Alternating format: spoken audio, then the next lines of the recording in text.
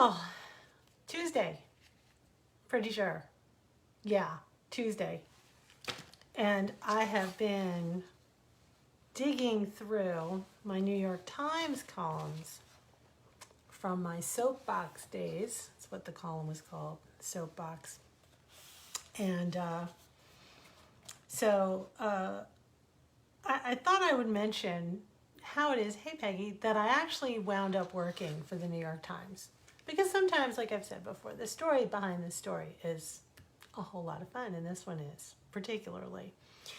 So my ex-husband and I had lived aboard a sailboat. Well, we'd lived aboard one and then sold it, lived aboard another, with 2 out of our 4 sons. I sailed pregnant from New Jersey down the Intercoastal Waterway, across the Gulf of Mexico, and up to Goodland, Florida, and Marco Island, and all those places. And I had worked for a company, a newspaper called the Marco Island Eagle, which had once been owned by a guy who had worked for the New York Times. The guy who founded it used to work for the New York Times as an ad guy.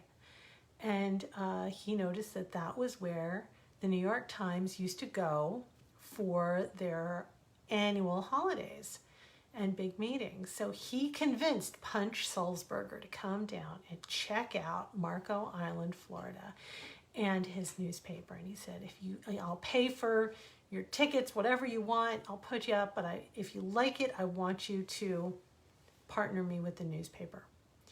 And he came down and he loved Marco Island, he loved the newspaper, and the rest was history. The only thing was that it was the newspaper's anniversary, the year that we moved off the boat and moved to New Jersey, to Medford. And I got a phone call from my old boss, and he said, I need some help. I was like, sure. He said, it's our anniversary, and I need someone to talk to the owner of the New York Times and find out how that whole story came to be, because they didn't really have it on paper anywhere, because all of their records had been lost in a fire, and all the people who'd been alive then were no longer alive. The only one left was the owner of the New York Times. They were all terrified to call him. Didn't want to call him. And I said, why do you want me to do it? And he said, because you got no skin in this game. You don't work for the newspaper anymore, so he can't fire you. Said, awesome. So I called up and I asked if I could interview the owner of the New York Times and explain the whole situation straight up to his secretary. I said, everybody's afraid to call him. They're scared. And they're like, so I'd like to do it. And she arranged it, and I went into New York City, and I was pregnant with Avery. I was way pregnant with Avery, all the way pregnant with Avery. And I show up in the New York Times office, pregnant, and I interview the owner of the New York Times, Punch Sulzberger. And he says, look, honey, I got a terrible memory. It's really bad at this point. I'm old. And so I'll tell you some things. I'll have my secretary give you the phone numbers of people that I'll be telling you about, and you're going to have to call them, and they're going to have to fill in the blanks. And then you can come back to me with the blanks they filled in, and then that'll trigger me to remember the rest. So that was the process for 3 weeks, back and forth. When the piece was finally done and published, I sent it to the owner of the New York Times and told him I'd like to work for him, and he wish granted. So I began working as a reporter, but then I also got the extra added bonus of getting to do columns. This first one is a throwback to something that happened in Goodland, but I wanted to read it because it's just kind of cool. So for 6 years, my husband Robert and I lived aboard a trimaran, Gypsy Wind. With our first 2 sons, Zoltan and Ian, I wrote from the boat, typing on a Brother 2 electric typewriter and faxing the commentaries from local bait shops to newspapers. Yes. You think pandemic work is tough? I'll just try that. So this column was called Goodland Mourns the Passing of Indiana Bob. Sometimes it is the silence rather than the noise which attracts our attention and shapes our lives. Indiana Bob, so called because he came from Indiana some 20 years ago to live in Goodland, and few could remember his last name, Kimbler. Sat every day at the corner of the Margood luncheonette. He was a slender man, quiet and bright. In a bigger town, he might have gone unnoticed. Another retiree in Florida. One more ancient weekend mariner off to reel in a snook on Saturday. Last week, Indiana Bob went out fishing with a friend. They went to his favorite spot. His body returned, but his spirit had flown. A heart attack at age 72. His chair stands empty at the counter. It's an emptiness that has filled eyes with tears and hearts with heaviness uncommon to this close-knit fishing village. Other old-timers, fishing pals, wander through aimlessly, casting glances at the vacancy. An old mayonnaise jar is cleansed and covered in pink paper printed with donations for the family of Indiana Bob. The jar fills steadily, and a second is placed beside it. A card of condolence is propped nearby. There's another identical card over at the post office. Sometimes magic comes in small packages, says Denise, a regular at the lunch counter. I always used to think you had to be rich or famous to make a difference in the world. But he and Dee made an impact just by being around, Denise explained. Dee Kimbler and her husband had a very special kind of magic in their relationship, according to those who knew them. They raised 7 children, and they still looked at each other as if they were on their first date. They could never get Indiana Bob out to go fishing early, a friend declared as he passed by the card in the jar. We always joked that he'd get up early, but he always had to have coffee. And he and Dee would have to sit and stare at each other for an hour or so before he could ever get him to leave the house. Indiana Bob is gone, and Dee is back to Indiana to bury him. The community of 500 souls is stunned by the absence, deafened by the silence. He didn't really do anything, Denise adds. He was just here among us as an example. He and Dee made us see that not all marriages are hard work. They made us laugh. They were always there to help anyone in need. A good man, good people. The village's everyman is gone, but the spirit that has flown made others soar, and that is what is being remembered about Indiana Bob. I almost said Indiana Jones. Did you catch me there? Yeah, I know. All right, it's all funny from here on. Woo, good. See, I don't want to end on a down. I want to end on an up. And nothing is more up than the columns I have written about my son Ian. Oh, I'm so sorry, Ian, but you. Oh, my God. Ian is just all the time. He's just a character. It has not changed. But this first one is not just about Ian. He's just at the start of it. The rest of it just becomes a hot mess quickly. It's called The Money Pit, and it was published September 3rd, 2000 in the New York Times. As the mother of small children, I have tried to keep my writing free of bathroom humor, but there are times it is irresistible, and this is one of them. All I wanted to do was replace 2 pieces of paneling in our downstairs bathroom that had received water damage from a leaky window. I got the okay from my husband to rip them out and replace them. Right now, there are people reading this who are already laughing. There are people who have started out just this way and ended up selling their homes. Why?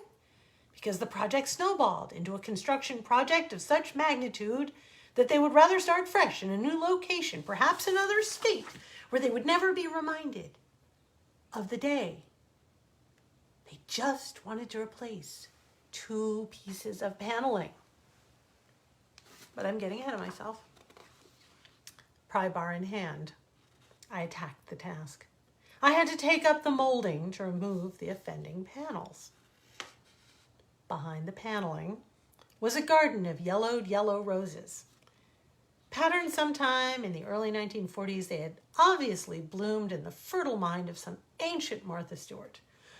Ooh, said my 5-year-old son, Ian. What's that? What's that? Cave paintings, I joked. Cool, he said, and he yelled for his older brother, "Hey, Zoltan, cavemen painted flowers in our bathroom and Mom just found them." Just about that time, I realized that the 60-year-old linoleum was buckling and curling away from the wall. "Might as well tear it out," my husband said. "We have a new sheet of linoleum ready to go there anyway, so let's just get it over with."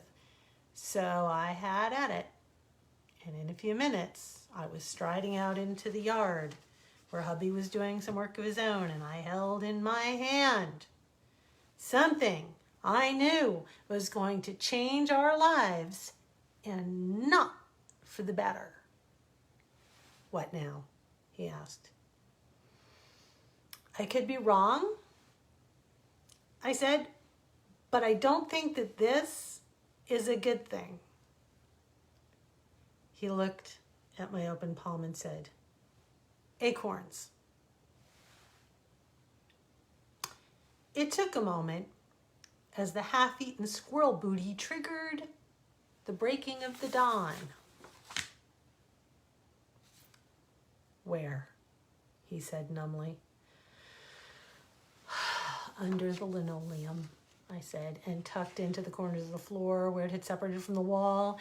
And you can see the crawl space under the house. I didn't get much further. I was drowned out by my husband's groaning.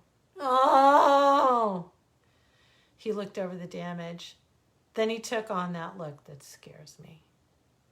It's the look that says, "Time for plan B." He said, "Well, maybe now's the time to take out the wall and expand the bathroom."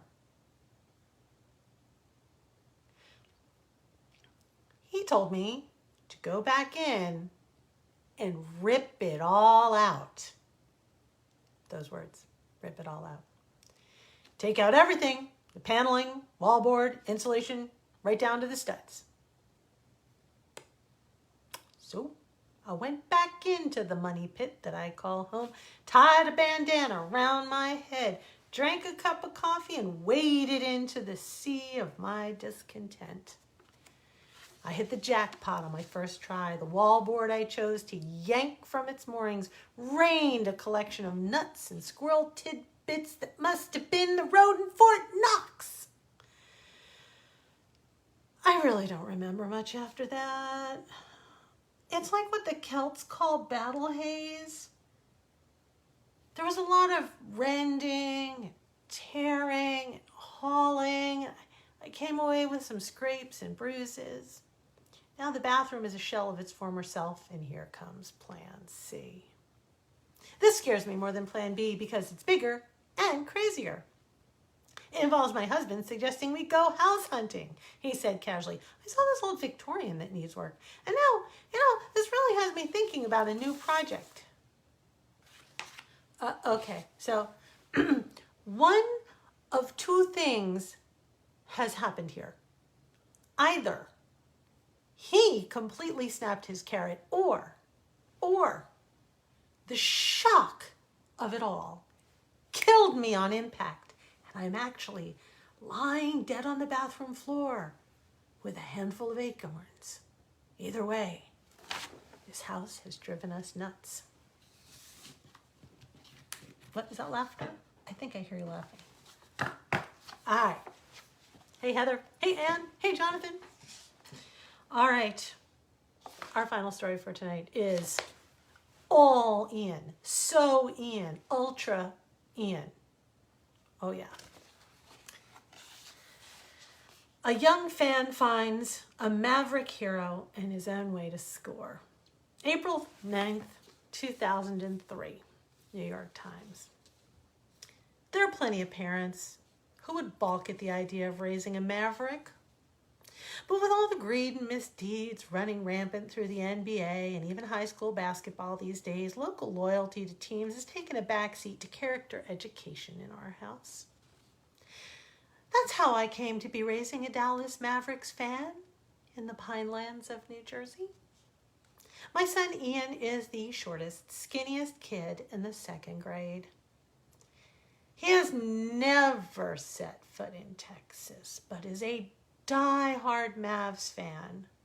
Ian has unruly brown hair, eyeglasses, and since the Mavs won here recently, a very big grin because for him, this was a moral victory. Ian is wild and wily, the class clown. But there are two things he's deadly serious about: squirrels and basketball. He loves squirrels because they are driven, quick, and nimble, which are all of his own strengths. He loves basketball because he can't play it worth a lick, and he appreciates seeing people do something that he can't. But being obsessed with this odd combination makes things tough, particularly since his favorite NBA team is not a local one, and he gets a lot of grief. Ian listens patiently while people tell him he's silly and goofy and all wrong. Squirrels and basketball do not really go together, an adult recently informed him. Another told him, "You should be rooting for the Nets or the Sixers." Ian just gives naysayers his best grin and says, "You obviously haven't watched the Dallas Mavericks play. Did you ever hear of a guy named Nash? Steve Nash? He is like a squirrel in human form. This team never quits, and they don't do things just because people try and bully them to change. Standing his ground on his love of Dallas is not an easy thing to do. But seeing Steve Nash defy both fashion and gravity has had a profound effect on Ian. Originally, he was a Philadelphia 76ers fan. He loved to watch Allen Iverson rip up and down that court. But he was deeply disappointed when Iverson got into legal trouble last summer. And it was all over the news. And then Iverson started talking about how practice was stupid. While Ian still cheers for AI, something is missing. He related to AI being small, quick, and the underdog. He didn't want to relate to being in trouble. Iverson was cleared, but the clean, innocent feeling of hero worship was tarnished. Then one night, my husband was watching a Mavericks game, and Ian sat down with him. "Who's playing?" asked Ian. "The Mavericks," his father answered. "Call them the Mavs." "Wicked name." "What's a Maverick?" Ian wanted to know. Two things. It's either a cow that hasn't been marked by its owner, or it's a kind of person who likes to do things his own way. Somebody who thinks and does things his way, even if everybody else thinks that he should be doing something else. Ian liked this a whole lot. The word maverick was about to become a part of his everyday vocabulary, especially in sentences that began with, "I am a real maverick." Who's that skinny, small guy with the long hair?" Ian asked as Steve Nash snapped up the ball and drove for the basket, weaving through the opposing team like a squirrel through a room full of cats. His father told him who it was. Ian got very quiet. He didn't cheer. He didn't yell or whoop. This is very unusual. Ian is a yeller and a whooper, like his mom. After an entire quarter had passed in silence, his father said, "Don't you like the game?" Ian did not take his eyes off the screen, where Nash was passing the ball without so much as a glance at the recipient. Then Ian whooped, "I love this guy! He's awesome! Look at him go!" He didn't even look. Then he settled in to listen to the things that the announcers were saying about the team. One voice moaned, "Man, when is this Nash ever going to get a haircut? This team will never win the championship. They don't have a defense." The other voice agreed, "That hair has to go. What's up with that hair?" Ian suddenly leaped up from the floor like a scalded cat. What? What's wrong with these announcers? Didn't they see him move? Can't they see how great the teamwork is? They're not criticizing someone. They're criticizing someone for their hair? Their hair? That's not right. He listened to more of the same from the announcers, and then he put his feelings into words. "But this team is awesome. They never quit. They just wear the other guys out. They're like beautiful. They're like art. His father looked at him appreciatively and said, well, that's why we're watching them now.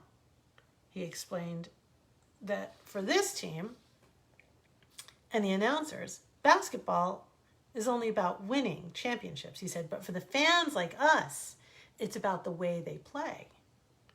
Ian got his grin on again. Hey, I know this one. It's not whether you win or lose, it's how you play the game. Oh, I get it now. Then he added, I think people should remember that when they watch sports. Somebody should remind the announcers. So Ian became a huge Mavericks fan. He doesn't care if it makes him unpopular at school. He doesn't care if the Mavs ever win a championship. He does care if Steve Nash ever cuts his hair just to please the commentators. Never, said Ian. I would just be wrong. It'd be so wrong. He may live in South Jersey, but he is a true Maverick at heart. Oh, the dog's barking just in time. He's a Maverick. There it is. And we actually got a phone call from the owner of the Mavericks, which was pretty cool. But that's what you get when your mom writes about you in the New York Times. And he got a letter from Steve Nash, which was what really counted. He did not care about like any wealthy guy who owns a team. All he cared about was Steve Nash. And that Steve Nash was not cutting his hair. Yes. Ian's hair grew into his shoes for years. He would not cut his hair because of Steve Nash. Well, thank you for joining me tonight. I'm so glad to see so many people. Please share. And I will see you tomorrow night because, man, there's so much more where this came from. Night.